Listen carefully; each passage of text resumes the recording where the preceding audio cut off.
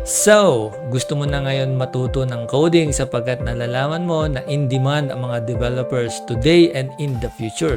And nagpaplano ka na siguro mag-career shift. Maaaring nag-try ka na rin mag-aral sa sarili mo ng coding, ng programming.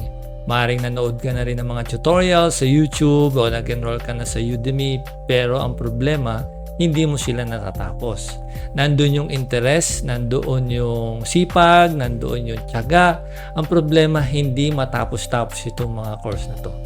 At kung matapos mo man ang mga courses na yung na-take, isa pang problema ang lumalabas.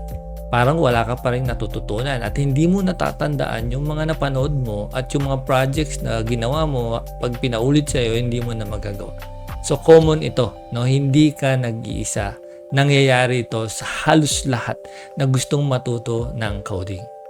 Well, ang biggest reason kung bakit nangyayari ito sa karamihan is because nawawalan tayo ng direksyon. Parang pag natapos natin ng isang bagay o isang tutorial, isang step, wala nang kasunod. Lalong-lalo na kung mag-aaral tayo sa YouTube, pagkatapos natin matutunan ng isang programming language o isang step, mga basics, wala na tong kasunod. At ganun din kung mag-aaral tayo sa Udemy, parang ang dating ay inaaral natin na isang programming language, gagawa tayo ng project, pero pagdating ng kasunod ay wala nang naitutuloy. Kaya ang nangyayari is nagpapalipat-lipat tayo ng programming language, nagpapalipat-lipat tayo ng instruction hanggang sa walang natatapos. Well, meron akong may advice na sagot para dyan. Ang una na dapat mong gawin para malaman mo kung ano ang iyong magiging direksyon ay pumili ka muna. Ano ba ang gusto mo maging developer? Marami kasing developer, no? Merong full stack developer, may software developer, may sabihin natin web developer, ang dami ng mga terms dyan. Pero tatlo lang yung pinaka nangingibabaw sa panahon natin ngayon and in the future. Yun yung full stack web developer. Ito yung paggawa ng website para sa mga clients, paggawa ng website, web apps na ginagamitan ng browser. Yan yung full stack web developer. Pangalawa is software developer, gumagawa ng mobile apps, ng mga games, game developer din yun, pero software under yun na software development. At yung mga desktop apps, programs sa computer, yan, software development yan. And lastly, yung mga CMS, like WordPress. WordPress professional developer, customized WordPress. Sabihin na natin lahat about WordPress. So, kailangan mo munang mag-research, alamin mo muna yung direction mo. Yan yung unang advice na may share ko sa'yo. Kailangan, ano ba ang specific na developer na gusto mong maging? At kapag nakapag-decide ka, dyan tayo mag-start. Dyan natin sisimulan yung mga kasunod mong gagawin sa yung direction. Kasi kung walang mag-guide sa'yo, walang mag-coach sa'yo, may hirapan ka talaga. And another thing, i-research nyo na rin kung magkano ang sweldo ng full stack developer.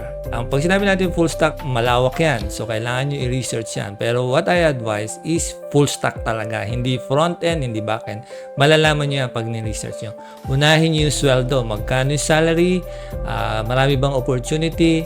For the full stack web development, ganun din sa software development and WordPress professional development. Tignan nyo yung sweldo. Sapagkat kapag malaki, may nagbibigay ng malaki ang offer like 250,000 per month, 150,000 per month, then ibig sabihin dyan dapat ang targetin mo. So, bakit ka pa magta-target ng maliit ang sweldo? Doon na tayo kaagad sa malaki ang sweldo sapagkat once na nasimulan natin mag-training, papunta ka na nun. And yes, tutulungan ka namin in regards to guiding you sa tamang path para marating mo yon. Kung pinili mo full stack web development, we will guide you from the very beginning. Mag-start talaga tayo sa zero.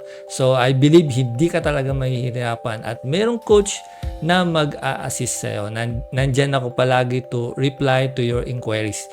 And we have actually an online website na doon makikita mo lahat ng guide na para matulungan ka. At take note, Tagalog, English yung ginagamit natin sa ating training.